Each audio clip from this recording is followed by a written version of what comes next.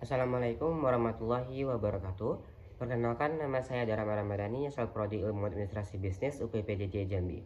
Di video ini saya akan menjawab pertanyaan dari tugas tutorial online pertama, mata kuliah logika, dengan kode mata kuliah isi 4211, kode kelas 270.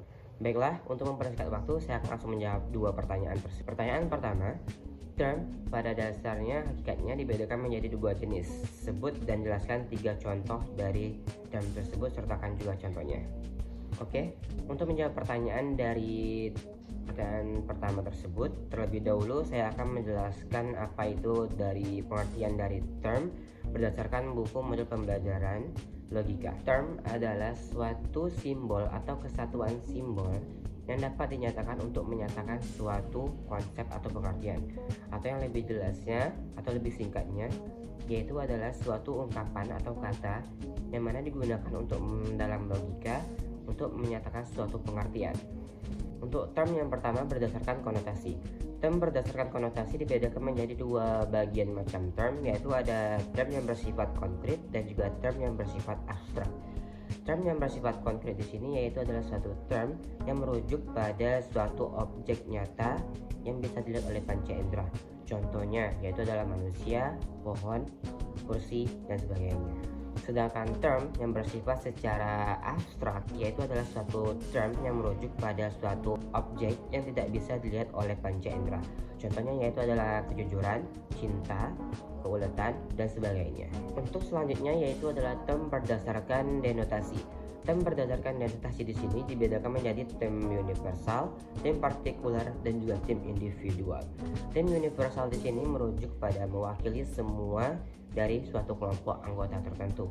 Contohnya yaitu adalah semua siswa, semua guru, dan semua mahasiswa. Yang kedua yaitu adalah term partikular. Term partikular di sini yaitu adalah suatu term yang merujuk pada sebagian dari term tersebut. Contohnya yaitu beberapa guru, beberapa siswa, dan beberapa mahasiswa. Sedangkan term individual yaitu adalah suatu term yang merujuk pada suatu objek tertentu dan lebih spesifik. Contohnya yaitu adalah guru, mahasiswa. Baiklah, untuk pertanyaan kedua yaitu adalah jelaskan dan berikan contoh dari sesat pikir atau logical fallacy, dan juga bagaimana cara kita untuk menghindari dari logical fallacy tersebut. Baiklah, untuk menjawab pertanyaan tersebut terlebih dahulu saya akan menjelaskan apa itu pengertian dari sesat pikir atau logika. Sesat pikir atau logika yaitu adalah suatu kekeliruan dalam penarikan kesimpulan di dalam logika yang mana dalam langkah-langkahnya tidak sah dan melanggar suatu kaedah-kaedah logika, maupun berupa suatu perbincangan yang menyesatkan dikarenakan ketidaksengajaan atau kesengajaan dalam memasukkan suatu kesimpulannya. Baiklah, untuk contoh sesat pikir itu sendiri terbagi menjadi secara garis besar 3 bagian, yaitu ada sesat pikir formal, sesat pikir verbal, dan juga sesat pikir material. Tapi di video ini saya akan menjelaskan dari contoh sesat pikir yang bersifat ad hominem atau menyerang pribadi, dan juga false dilemma atau pilihan ganda palsu. Contoh dari bentuk sesat pikir secara ad hominem menyerang pribadi yaitu adalah suatu sesat pikir atau logical fallacy yang mana seseorang tersebut menyerang karakter atau pribadi seseorang dibandingkan isi argumennya.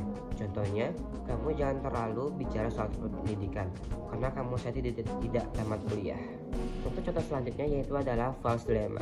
False dilemma yaitu adalah suatu sesat pikir atau logical fallacy yang mana fallacy ini menawarkan dua opsi pilihan seolah-olah tidak ada opsi pilihan lain.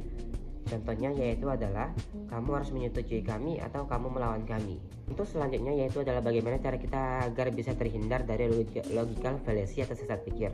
Yang pertama yaitu adalah kenali dan pelajari jenis-jenis dari logical fallacy agar kita bisa menghindarinya. Yang kedua adalah fokus pada isi argumennya, bukan fokus pada seseorang yang menyampaikan argumennya. Yang ketiga adalah mengkaji ulang bukti dan logika secara kritis, bukan secara emosi. Dan yang keempat, diskusikan secara terbuka, bukan untuk menekankan seseorang tersebut. Oke, itulah jawaban dari pertanyaan-pertanyaan untuk tugas mata kuliah logika yang dapat saya berikan. Semoga dapat dipahami oleh semua orang, dan juga saya pribadi mohon maaf jika terdapat kesalahan atau kekurangan dalam menyampaikan di video ini. Saya ucapkan terima kasih.